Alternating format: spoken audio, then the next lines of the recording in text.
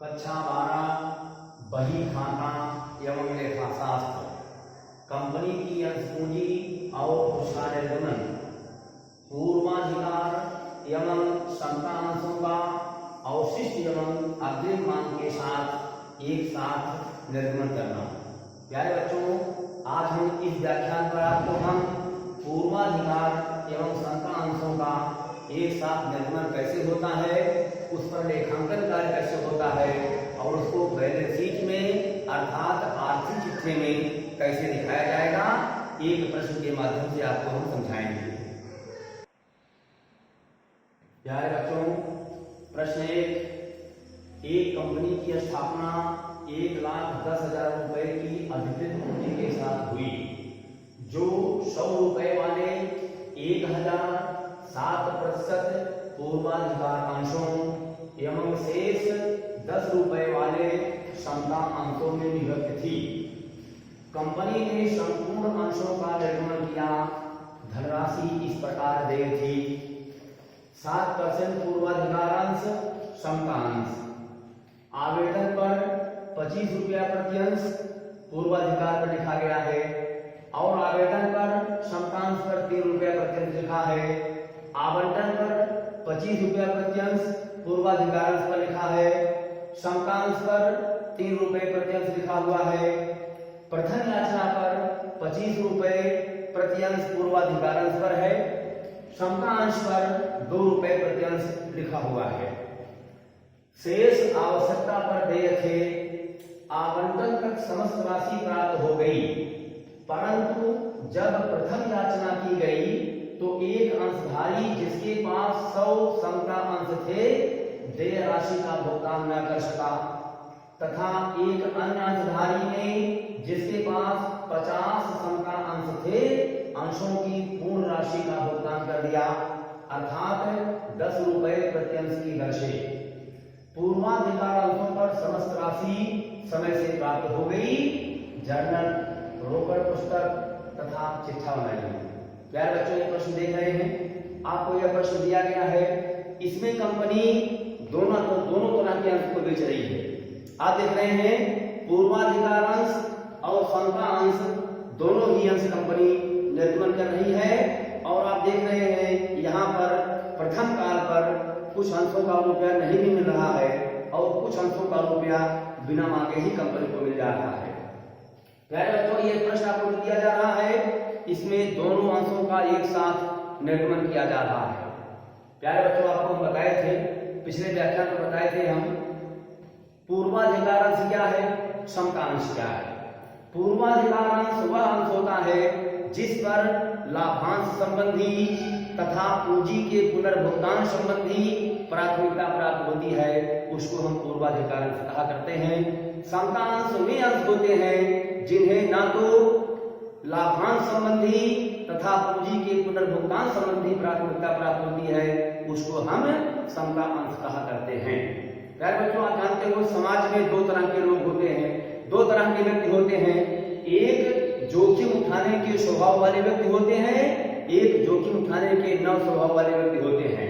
इसलिए जो जोखिम नहीं उठाना चाहते हैं वे क्या करते हैं, पूर्वाधिकार अंश को खरीद लेते हैं। अर्थात जिन्हें अपनी पूंजी की सुरक्षा के साथ साथ एक निश्चित वार्षिक आय प्राप्त होती रहे, वे क्या करेंगे, पूर्वाधिकार अंश को क्रय कर लेंगे।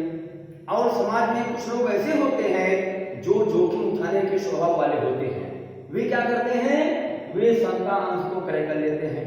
अर्थात जिन्हें लाभांश में कोई हिस्सा मिलने का अधिकार नहीं होगा, पूंजी की वापसी का कोई अधिकार नहीं होगा, ऐसे अंशधारी जोखिम उठाने के स्वभाव वाले होते हैं। प्यारे बच्चों, आप जानते हो व्यवसाय हो अथवा कोई कार्य हो जहां पर जोखिम प्रत्येक स्तर पर बना होता है। आप जानते हो नो रिस्क नो गेन, जहां पर लाभ है वहीं पर जोखिम है, जहां पर जोखिम है वहीं पर लाभ है। इसलिए जोखिम से आप बच नहीं सकते हो, हाँ जोखिम को कम कर सकते हो, ये सत्य हो सकता है। इसलिए जो व्यक्ति जोखिम नहीं उठाना चाहते हैं वे क्या करते हैं, पूर्वाधिकार अंश को खरीद लेते हैं, और जो जोखिम उठाने की क्षमता रखते हैं वे क्षमता अंश को खरीद लेते हैं।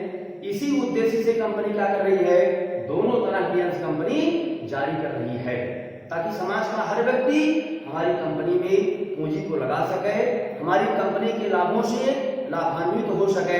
इसलिए कंपनी क्या कर रही है, दोनों तरह के अंश कंपनी जारी कर रही है, निर्गमित कर रही है। अब देखिए हम प्रश्न को हल करेंगे।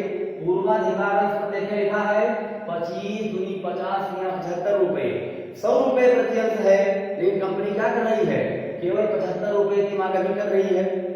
समतांश जहां 10 रुपए प्रति अंश लिखा है, वहां 3 3 6 2 8 केवल 8 रुपए की मांग की जा रही है। लिखा गया है शेष आवश्यकता पर देय थे। कंपनी शेष अंशों की मांग तब करेगी जब कंपनी को इसकी आवश्यकता होगी। जब कंपनी को पूंजी की आवश्यकता होगी तो कंपनी क्या करेगी, 25 रुपया प्रति अंश यहाँ अभी नहीं मांगा गया है, कंपनी उसको मांग लेगी। 2 रुपया प्रति अंश कंपनी यहाँ नहीं मांगी है, कंपनी उसको बाद में मांग लेगी। जब कंपनी को पूंजी की आवश्यकता होती रहेगी, कंपनी क्या करेगी, उतने रुपए जो शेष हैं कंपनी उसको मांगती रहेगी और कंपनी को पूंजी की प्राप्ति होती रहेगी। आइए हम प्रश्न को हल करते हैं। प्रश्न को पढ़ लिया गया, अब आप देखेंगे यह प्रश्न कैसे हल किया जाएगा, उस पर हम चर्चा करने चल रहे हैं, अर्थात प्रश्न को हल करने चल रहे हैं। तो यहां देखेंगे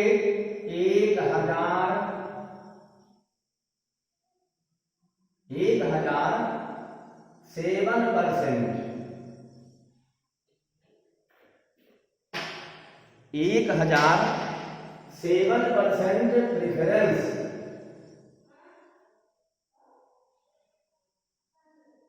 preference share issued at the rate of 100 each बराबर कंपनी को 1 लाख रुपए की पूंजी प्राप्त होगी इस अंश को जारी करने से। अब देखिए कंपनी इस रुपए कैसे मांग रही है, हम किस्त को बनाते हैं, आवेदन, आवंटन, प्रथम याचना, 3 किस्तों पर कंपनी रुपया आपसे मांगेगी। यहां देखेंगे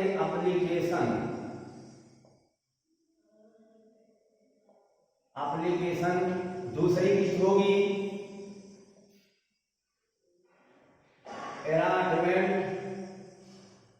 तीसरी किस्त होगी, फर्स्ट का।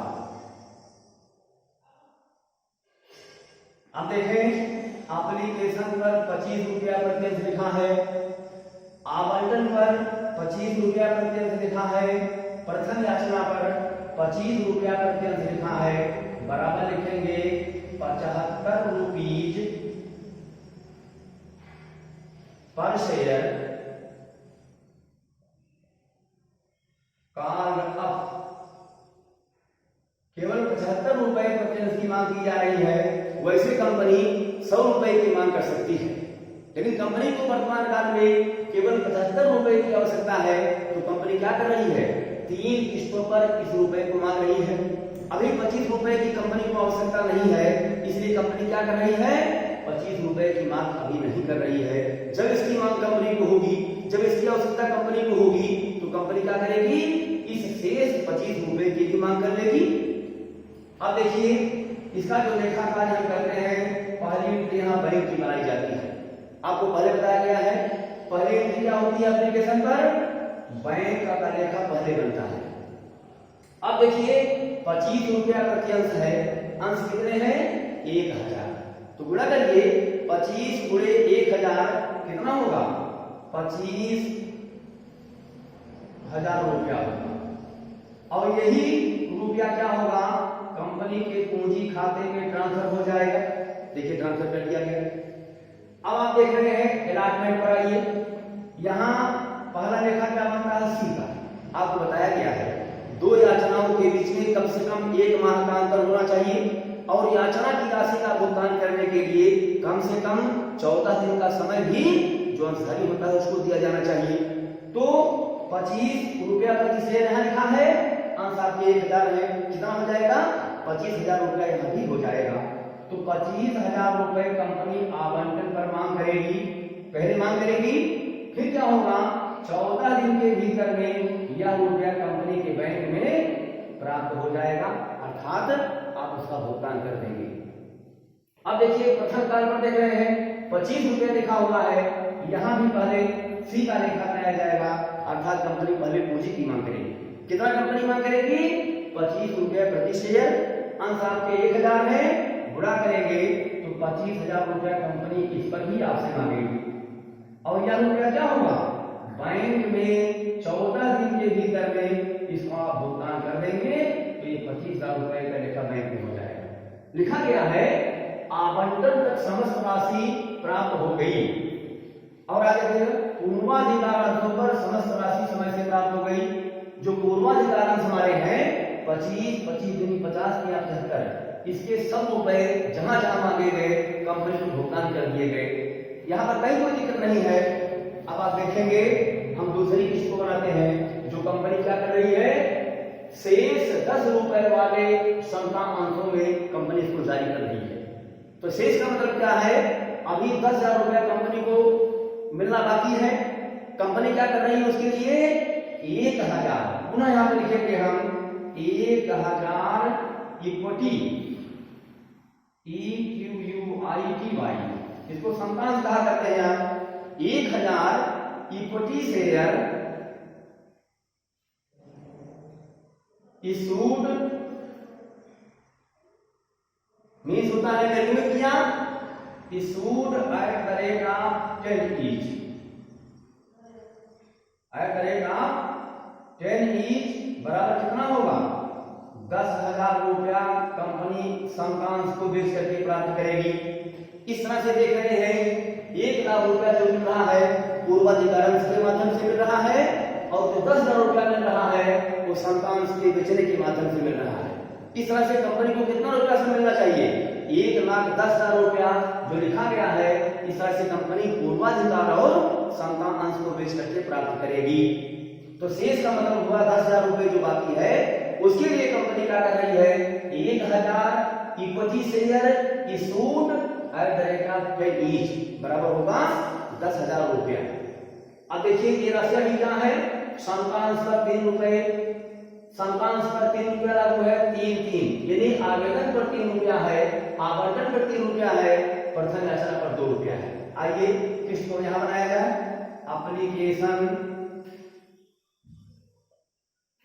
एप्लीकेशन एनाटमेंट। तीसरी किस्त देख रहे हैं आप, फर्स्ट काल है। तो देखिए आवेदन पर क्या लिखा है? 3 रुपया प्रति अंश है, तो यहां लिखते हैं आवेदन पर 3 रुपया प्रति अंश। आवंटन पर लिखा है 3 रुपया प्रति अंश, तो यहां पर लिख दें अलॉटमेंट के सामने 3 रुपया प्रति अंश। प्रथम याचना पर 2 रुपया प्रति अंश लिखा है, यहाँ 2 रुपया प्रति अंश लिख दिया जाए। तो कितनी मांगे हुई? 3 3 6 2 8 रुपए की मांग हो रही है। कुल कितनी मांग होनी चाहिए? 10 रुपए की मांग कंपनी कर सकती है, लेकिन कंपनी को वर्तमान काल में केवल 8 रुपए की ही आवश्यकता है। तो कंपनी केवल 8 रुपए की मांग कर रही है। 2 रुपए की मांग कंपनी जब करेगी जब कंपनी को इसकी आवश्यकता होगी। तो बराबर लिखेंगे यहाँ 8 रुपीज पर शेयर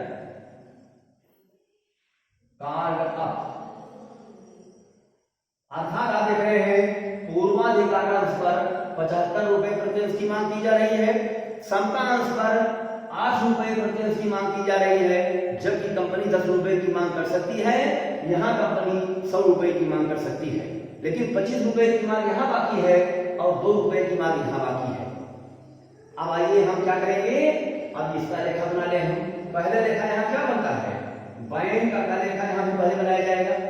तो कितना रुपया बैंक में आएगा? 3 रुपया प्रति शेयर, अंश 1,000 है। तो कितना बैंक में आएगा? 3,000 रुपया कंपनी के बैंक में आएगा। इसी को आप पूंजी खाते में 3,000 रुपए को ट्रांसफर कर देंगे।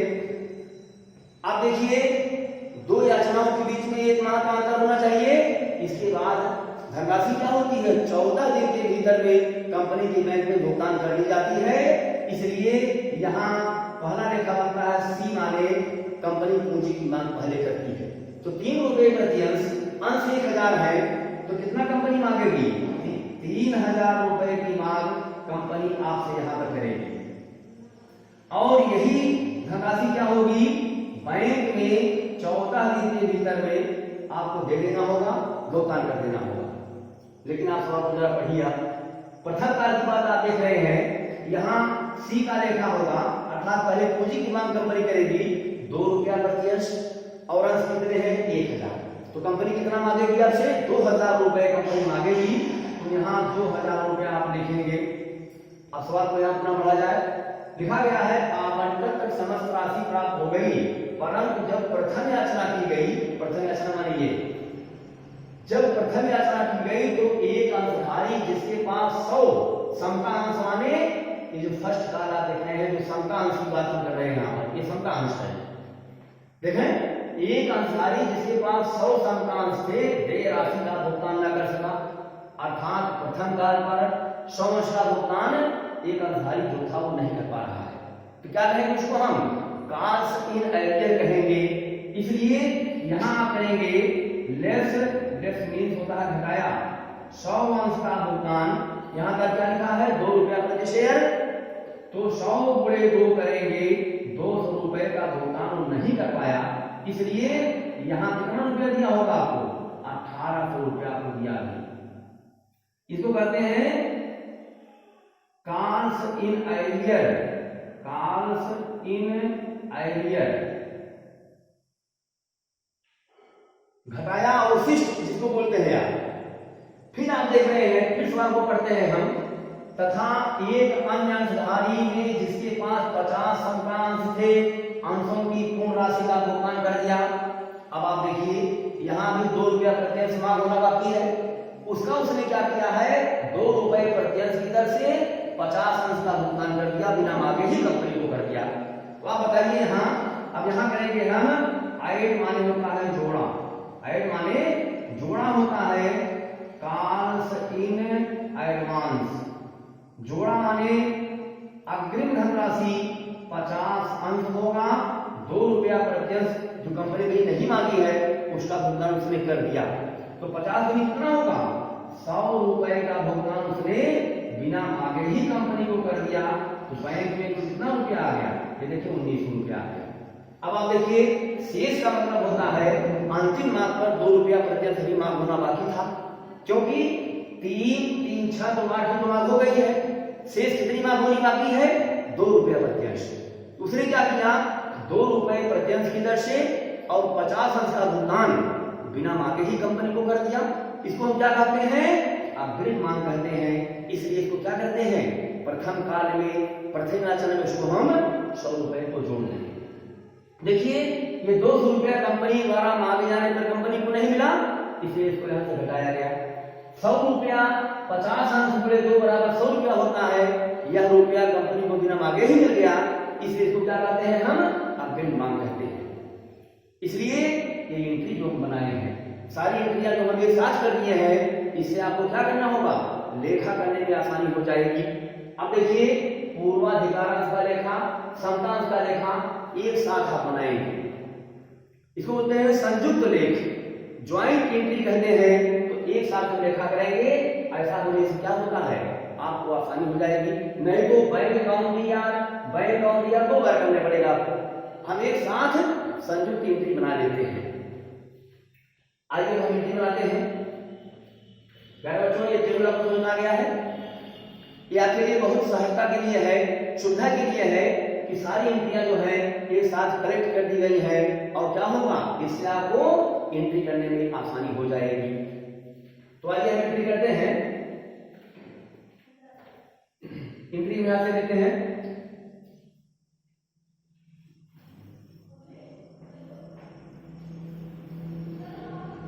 यहां लिखेंगे journal entry.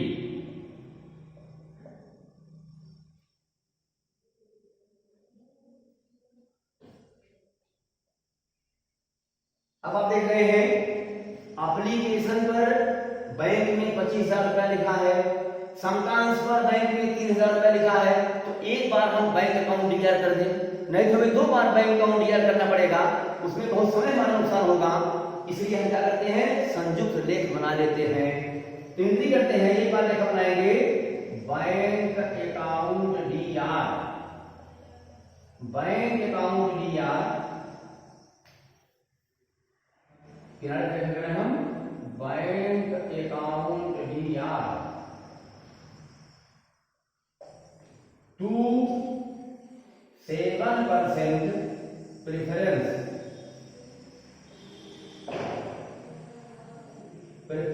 Share application account.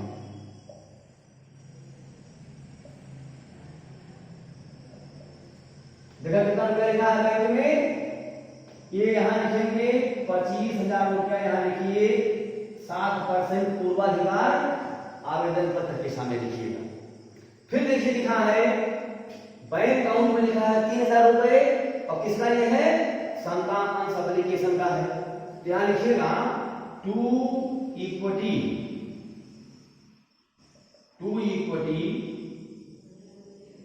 Share application account.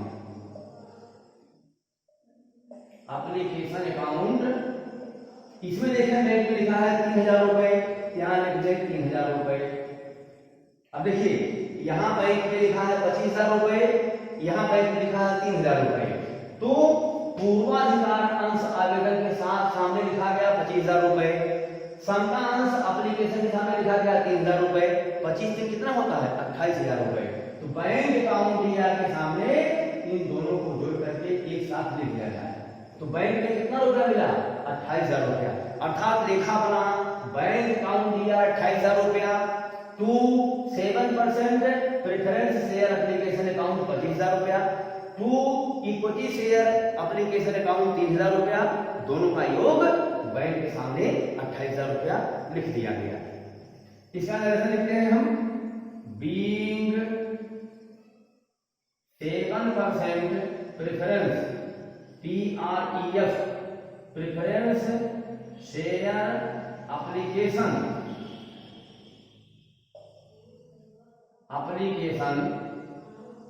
And equity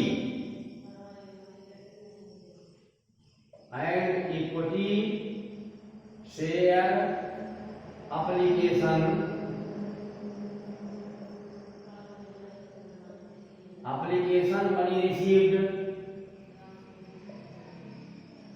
money received. ये देखिए इसको कहते हैं संयुक्त लेख, ज्वाइंट एंट्री कहते हैं। एक साथ हम लेखा बना देते हैं, दोनों किस्तों के रुपए को एक साथ हम प्राप्त कर रहे हैं। क्योंकि बैंक अकाउंट हम 2 बार नहीं करेंगे, इसलिए 2 बार करने में हमको समय अधिक लग जाएगा। एक बार लिखा हमने बैंक अकाउंट DR, इस बैंक में पूर्वाधिकार आवेदन पत्र का रुपया मिला, समता अंश आवेदन पत्र का रुपया मिला, दोनों का योग यहाँ पे लिख दिया गया।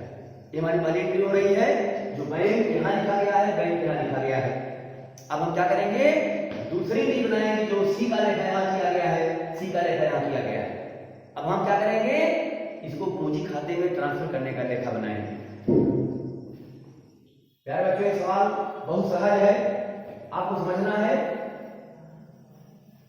अब देखें हम दूसरी एंट्री बना रहे हैं, लिखेंगे हम 7% preference share application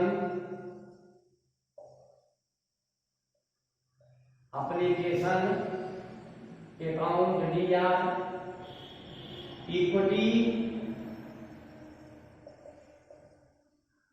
equity share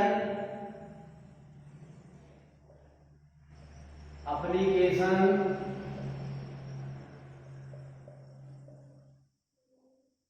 account DR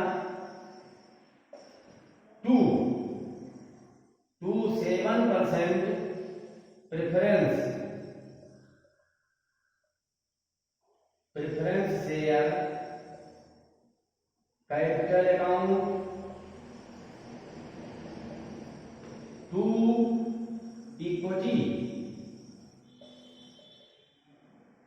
equity share capital account.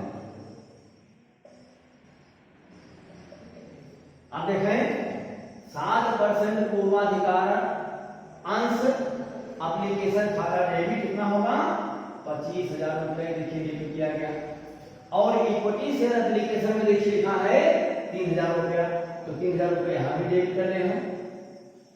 और जो लिखा है 27% प्रेफरेंस शेयर कैपिटल अकाउंट, इसके सामने कितना लिखेंगे, अर्थात लिखेंगे क्रेडिट पक्ष में लिखिएगा इसको, ये देखिए 25000 रुपया, क्योंकि यहाँ जगह कम है, इसको क्रेडिट में लिखा जाना है, थोड़ा दूरी बना के लिखेंगे आप। To equity share capital account में कितना लिखेंगे, 3000 रुपया लिखेंगे, देखिए 3000 लिखा गया। तो पूर्वाधिकार पूंजी जो है वो पूंजी खाते में गई, समतांश की जो पूंजी है वो समता पूंजी खाते में गई। इस तरह से क्या किया गया, हमने किस्त को क्या किया है, पूंजी खाते में ट्रांसफर कर दिया है। तो एंट्री बनी 7% प्रेफरेंस शेयर एप्लीकेशन अकाउंट दिया 25000 रुपए, इक्विटी शेयर एप्लीकेशन अकाउंट दिया 3000 रुपए, to 7% preference share capital account 25000 रुपए, to equity share capital account 3000 रुपए। यहां लिखेंगे narration being transferred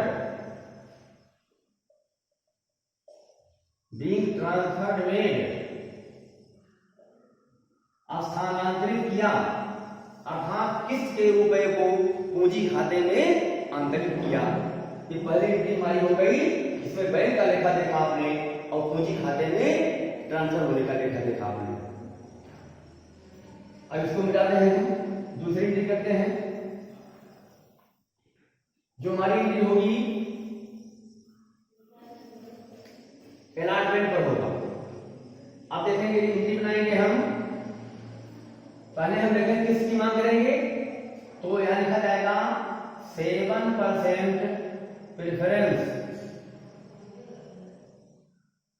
7% preference share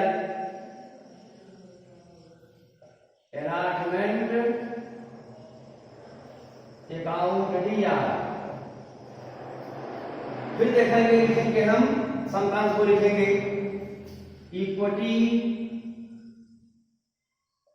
equity share allotment account दिया। अब फिर क्या लिखेंगे, 7% प्रेफरेंस है कैपिटल अकाउंट 2 करके लिखेंगे, 7% preference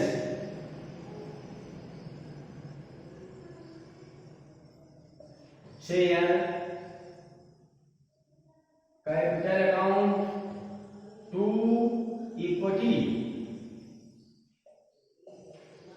equity share capital account. अब देखें 25000 रुपए पूर्वाधिकार का है, 3000 रुपए समता का है, तो 7% प्रेफरेंस शेयर अलॉटमेंट में कितना लिखेंगे, 25000 रुपए लिखना होगा, 25000 रुपए लिखेंगे। ये देखिए 25000 लिखा गया। इक्विटी शेयर अलॉटमेंट में कितना लिखेंगे, 3000 रुपए लिखेंगे, क्योंकि इस पर 3000 रुपए कंपनी आपसे मांग रही है। और 7% प्रेफरेंस शेयर कैपिटल के सामने कितना लिखेंगे, 25000 रुपया क्रेडिट पक्ष में लिखेंगे, ये देखिए लिखा गया। और टू इक्विटी शेयर कैपिटल के सामने कितना लिखेंगे, 3000 रुपया लिखेंगे, यही 25,28,000 रुपए ये पूंजी खाते में ट्रांसफर हो रहा है। यहां लिखेंगे बीइंग 7% प्रेफरेंस, PREF कर दीजिए, preference share allotment and equity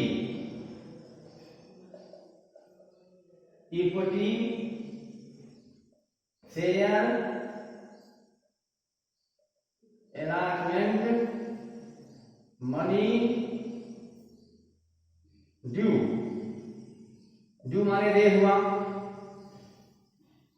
Hindi बनाई गई 7% प्रेफरेंस शेयर अलॉटमेंट अकाउंट दिया 25000 रुपया, इक्विटी शेयर अलॉटमेंट अकाउंट दिया 3000 रुपया, ज्वाइंट डिलेक्ट हो रहा है। 7% प्रेफरेंस शेयर कैपिटल अकाउंट 25000 रुपया, और यहां लिखेंगे to equity share capital account 3000 रुपए।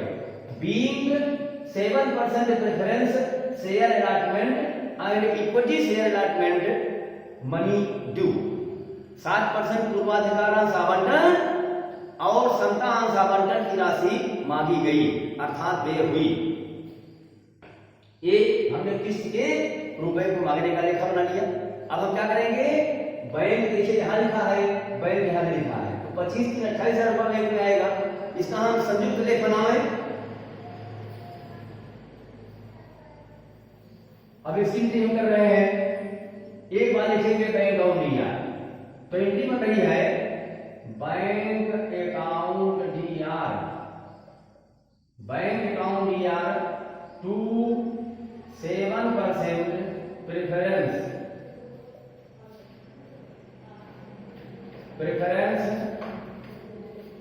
Share allotment account to equity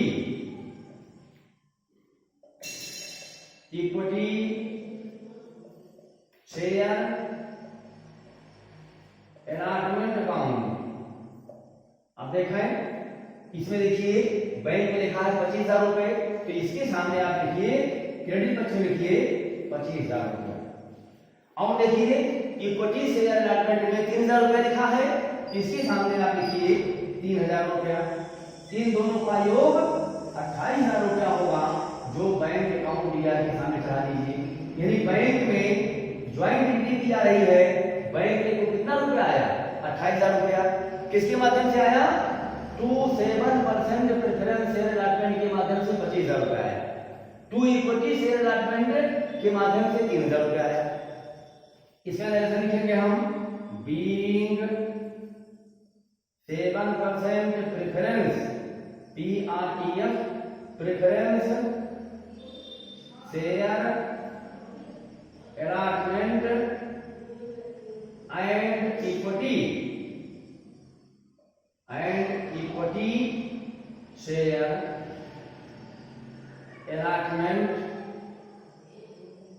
allotment money receive, money received हुआ। ये देखिए बैंक में रुपया प्राप्त होने का लेखा दोनों किस्तों का दिखा दिया गया। तो एक बार बैंक अकाउंट तैयार किया गया और दोनों किस्तों को यहां पर क्या बनाया गया, क्रेडिट बनाया गया। अब हम करते हैं प्रथम कार्य। क्या कुछ समझ में आ रही है ना, कोई दिक्कत तो नहीं है? Very good. अब हम बनाते हैं प्रथम कार्य। पहले यहां पर मांग की जाएगी। अब देखिए मांग आप कर रहे हैं, पूर्वाधिकार पर 25,000 रुपया है और समतांश पर 2,000 रुपया है। तो पहले हम मांग करते हैं 7% preference share first call account DR, equity share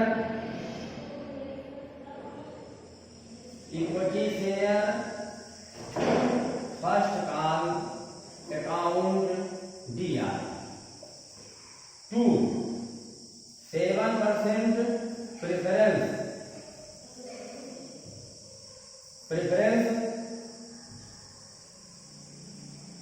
share capital account to equity share capital account. अब देखें यहां 25,000 रुपया सी में लिखा है और सी में यहां 2,000 रुपया लिखा है, तो 7% प्रेफरेंस शेयर के सामने कितना लिखिए, 25,000 रुपया। और इक्विटी सामने क्या लिखिएगा, 2,000 रुपए, जो इक्विटी शेयर फर्स्ट कॉल है। अब 7% प्रेफरेंस शेयर कैपिटल के सामने कितना लिखिएगा, 25,000 रुपए। क्रेडिट पक्ष में लिखना होगा ये 25,000 रुपए। और तो इक्विटी शेयर फर्स्ट कॉल के सामने कितना, कैपिटल में कितना लिखना है, 2,000 रुपए। अब देखें एंट्री जो हमारी बनी है, 7% preference share first call account DR 25,000 रुपए, equity share first call account DR 2,000 रुपए। 7% प्रेफरेंस शेयर कैपिटल अकाउंट 25,000 रुपए to equity share capital account 2,000 रुपए। जो यहाँ देखिए लिखा है सी में 25,000 रुपए, वो यहाँ लिखा गया। जो सी यहाँ लिखा गया है 2,000 रुपए समतांश के सामने, वो समता के सामने भी 2,000 रुपए लिखा गया। यहाँ ऐसे लिखेंगे हम बीइंग 7% प्रेफरेंस, PREF कर दीजिए, प्रेफरेंस हो जाता है। Preference share first call and equity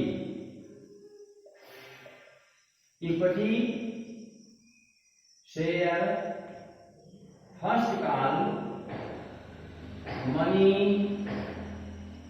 due. देखिए लिखा गया है being 7% preference share first call and equity share first call money due. अब ये दे हो गया अर्थात राशि मांगी गई। इसके बाद कौन सा लेखा बनाया जाना है? बैंक यहाँ देखिए 25,000 लिखा है, बैंक यहाँ 1900 रुपया लिखा हुआ है। अब इसके तरीके पर आते हैं। यहाँ एरियर भी है, अग्रिमांक भी है। अब देखेंगे ये इतनी महत्वपूर्ण है क्योंकि इसमें अवशिष्ट मांग भी है और अग्रिमांक भी है।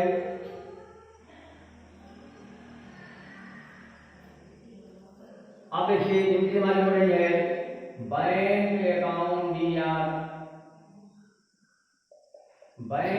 दिया। अब देखिए जो रुपया नहीं मिला है जिसको हम कहते हैं कार्स इन एरियर, उसको हम डेबिट बनाएंगे। तो यहां लिखेंगे कार्स इन एरियर अकाउंट दिया। अब देखिए 7% प्रेफरेंस है फर्स्ट कॉल, तो आप क्रेडिट बनाइएगा। क्या लिखेंगे to 7% preference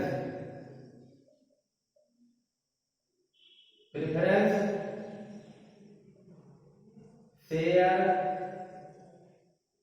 first call account. और देखिए जो समतांश है, समतांश को भी आप क्रेडिट बनाना पड़ेगा। तो लिखेंगे to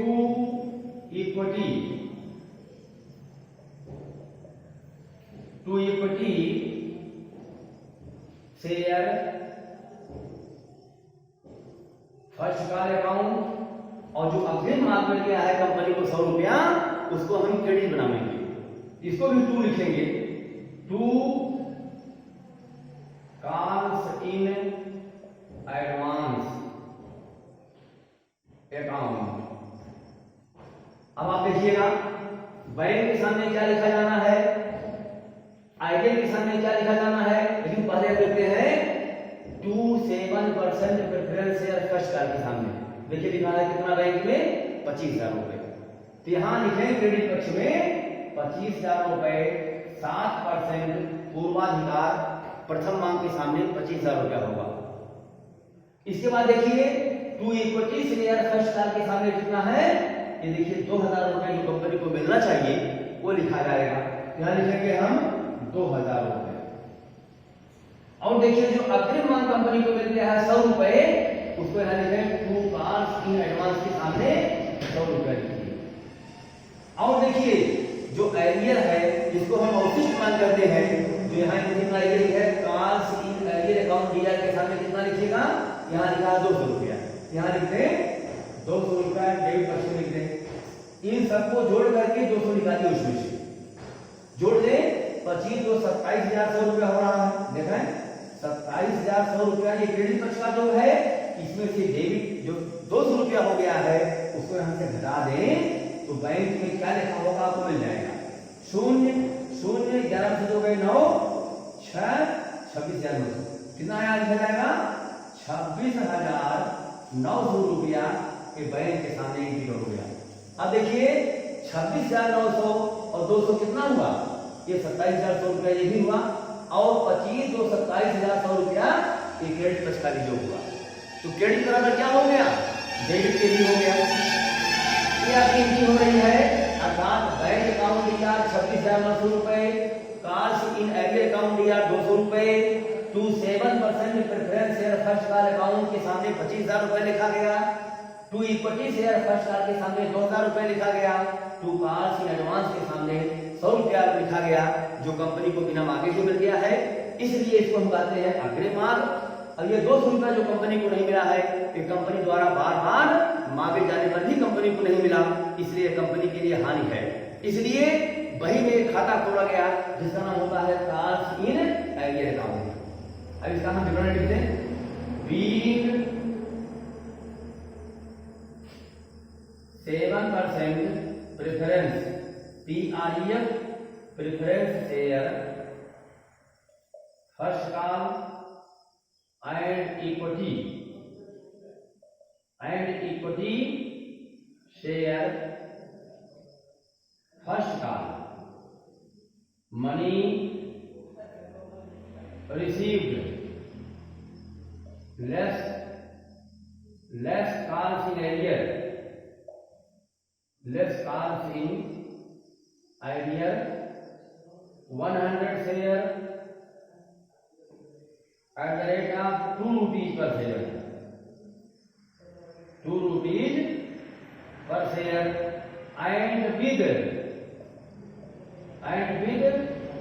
calls in advance of 50 share at the rate of 2 rupees per share, 2 rupees per share. ये देखिए, ये आपका विवरण लिखा गया। इससे आप समझ जाएंगे bank account DR, calls in arrear account DR, to 7% preference share first call account, to equity share first call account, to calls in advance account. प्यारे बच्चों, ये आपको समझ में आ रही होगी। Very good. अब हम क्या बनाएंगे? रोकड़ पुस्तक बनाएंगे। हमने एंट्री कर लिया, अब हम बैंक अकाउंट बनाएंगे, जिसको कहते हैं रोकड़ पुस्तक भी कर सकते हैं। तो अब हम बैंक अकाउंट बनाएंगे।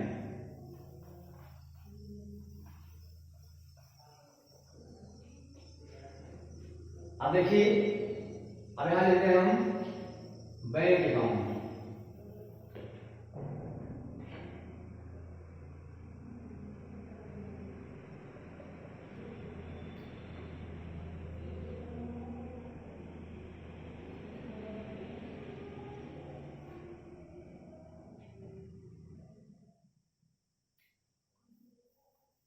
इसको नीचे बना लेते हैं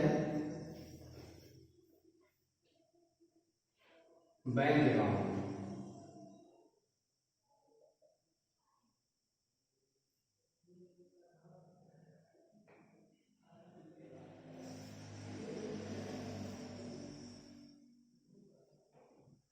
इधर होता है डेबिट, इधर होता है क्रेडिट। अब देखिए, बैंक अकाउंट लिया टू 7% प्रेफरेंस शेयर एप्लीकेशन। देखिए कितना बैंक लिखा है? 25,000 रुपए। देखिए 25,000 में दिया गया। फिर देखिए, ये जो संक्रांत का है 3,000 रुपए बैंक के सामने लिखा है, तो to equity share application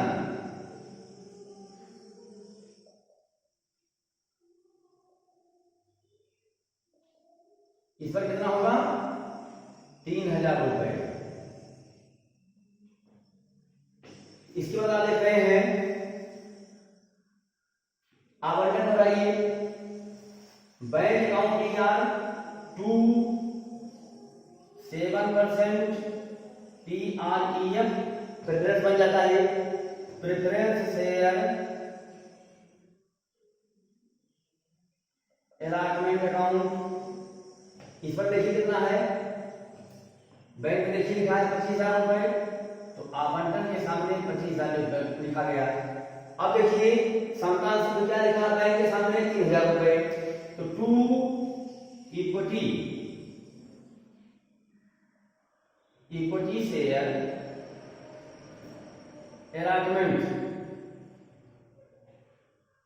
allotment account. यहां देखिए कितना मिला बैंक में? 3,000 रुपए। अब आइए प्रथम काल पर, बैंक अकाउंट या टू 7% प्रेफरेंस शेयर फर्स्ट काल। देखा यहाँ कितना लिखा है 25,000 रुपए, बैंक में देखिए 25,000 लिखा है, यहाँ लिख दीजिए 25,000।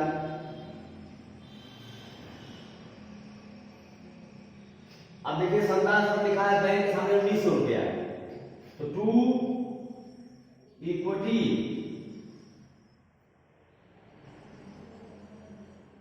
शेयर फर्स्ट काल अकाउंट के सामने कितना लिखोगे 1900 रुपया। देखिए यहाँ बैंक में लिखा 1900 रुपया, यहाँ बैंक में लिखा 25,000, सब लिख दिया गया। अब जोड़ लीजिए, देखिए बैंक में जो रुपया हमको मिला है 27% प्रेफरेंस शेयर एप्लीकेशन पर 25,000 मिला है, टू इक्विटी शेयर एप्लीकेशन पर 3,000 मिला है, टू इक्विटी शेयर डॉक्यूमेंट पर 25,000 मिला है, to equity share first to equity share document कितना मिला है 3,000 रुपए, और टू 7% प्रेफरेंस शेयर फर्स्ट काल पर कितना मिला है 25,000 रुपए, टू इक्विटी शेयर फर्स्ट काल के सामने मिला है 1900 रुपया। देखें बैंक में 1 2 1 2 हुआ, 1 2 1 2 हुआ, ये हुआ, सब जोड़ लीजिए 0 0 9 5 3 8 5 13 13 3 16 5 21 22, हाथ से लाएगा 2 2 2 4 2 6 2 8, 82,900 रुपया को बैंक में आपको मिला। इसको आगे ले जाइए, बाई बैलेंस सीडी, शेष आगे ले गए, कुल कितना रुपया बैंक में आया 82,900 रुपए कुल बैंक में, ये कंपनी के बैंक में आ गया। 82,900 रुपए बैंक अकाउंट का शेष है, यही रोमन पुस्तक का शेष है, यही चिट्ठे की संरचना को दर्शाया जाएगा। क्या बच्चों, ये हमारा बैंक अकाउंट बन गया, और हम समझ गए बैंक में 3 किस्तों के माध्यम से कितना रुपया मिला, उसका लेखा हमने कर लिया, और सर्कल को जोड़ करके हम शेष को आगे ले गए। अब हम क्या बनाएंगे बैलेंस शीट, अंतिम प्रक्रिया हमारी बैलेंस शीट की होगी।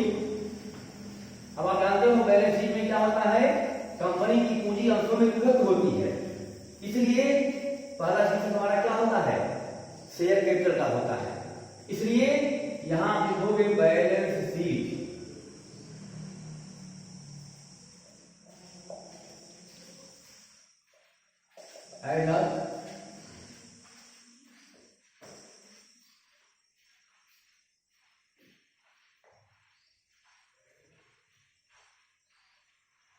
अब आप देखिए इधर होगा है लायबिलिटी एंड कैपिटल अमाउंट, यहां प्रॉपर्टी एंड एसेट्स अमाउंट। क्या बच्चों, पहले हम क्या लिखेंगे शेयर कैपिटल, ये पहला शीर्षक हमारा होता है, तो नंबर 1 लिखेंगे शेयर कैपिटल। अब देखिए कंपनी की स्थापना कैसे हुई है, 1,10,000 रुपए की अतिरिक्त पूंजी के साथ हुई है, तो पहली पूंजी हमारी होगी नंबर 1 एथराइज,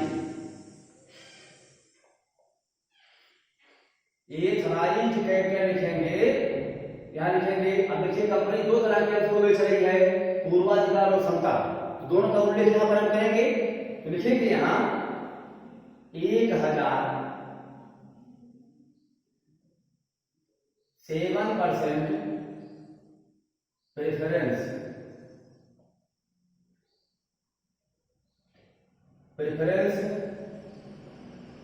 शेयर ऑफ ₹100 ईच, बराबर कितना होगा 1,00,000 रुपया, तो कंपनी को पूर्वाधिकार अंश को बेचने के माध्यम से मिलेगा जो अधिकृत ग्रुप में होगा। फिर लिखेंगे हम 1,000 इक्विटी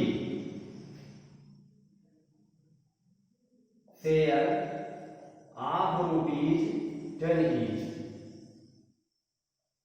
इसके द्वारा कितना रुपया कंपनी को मिलेगा? 10,000। यही कंपनी को कितना सब अधिकृत पूंजी है? 1,10,000 रुपया यही कंपनी की अधिकृत पूंजी है, जो दोनों प्रकार के अंशों में विभक्त है। अब देखिए ये कंपनी का बन गया, अधिकृत पूंजी को हमने दर्शा दिया। अब नंबर 2 पे लिखेंगे हम issued, subscribed, card up and paid up capital. अब देखिए 1,007% पूर्वाधिकार प्रत्येक 100 रुपए की दर से है, तो यहां लिखेंगे 1,007% preference, PREFERENCE, preference share of ₹100 each. लेकिन लिखेंगे 75 rupees per share card up. कितना मांगा गया? तो 75 की मांग हो रही है, तो कितना हो जाएगा? 75 गुणे 1,000 करिए, 75,000 रुपए ये कंपनी को मिल चुका है। इसको हम कह सकते हैं चुकता पूंजी भी कहेंगे। अब आइए सारांश पर आइए। 1,000 equity, 1,000 equity share of ₹10 each. यहां कितना मांगा गया था? 3, 3, 6 तो 8 रुपए की मांग हो रही है, तो 8 rupees per share card, 8 rupees per share card up बराबर कितना होगा? 1,000 को ऐड कर दीजिए, 8,000 रुपया अंदर लिखिए। इसमें से देख रहे थे आप 100 रुपया जो कंपनी को नहीं मिला है। कितना नहीं मिला है? 200 रुपया। उसको बोलते हैं कॉस्ट एरियर। इसमें लेस करेंगे, लेस माने घटाया, कॉस्ट इन एरियर। तो 200 रुपया कंपनी को नहीं मिला है, इसलिए उसको यहां से लेस करिए, तो कितना कंपनी को मिल गया? 7,800 रुपया कंपनी को ये चुका दिया गया, मिल गया। और देखिए यहां लिखा है 50 का रुपया कंपनी को बिना मांगे मिल गया था। कितना मिल गया था? 100 रुपया।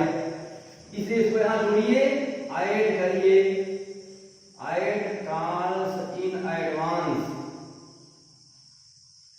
ये अग्रिम मांग कंपनी के लिए दायित्व होता है, तो 100 रुपया कंपनी को बिना मांगे मिल गया। और इधर लिख दीजिए कैश एट बैंक। ये हमारी अंतिम प्रक्रिया है बच्चों। इसमें 82,900 रुपया कैश एट बैंक में आप पाए थे। दोनों का योग कर लिया जाए, 0,0,819,7,5,12,7,1,8। 82,900 रुपया ये चिट्ठे का दायित्व पक्ष का योग है। ये चिट्ठे के संपत्ति पक्ष का योग भी 82,900 रुपया है, जो कि सवाल आपका सही है। ध्यान में देखिए, ये पूंजी के बारे में चर्चा किया गया। 28 में लिखा गया है 2 तरह की अंश कंपनी बेच रही है। पूर्वाधिकार 1,007% प्रेफरेंस शेयर ऑफ ₹100 बराबर कितना हो गया? 1,00,000। पुनः लिखा गया है जो दूसरा अंश कंपनी जारी कर रही है, जिसका नाम सत्तांश होता है, 1,000 इक्विटी शेयर ऑफ ₹10 बराबर 10,000 हो गया।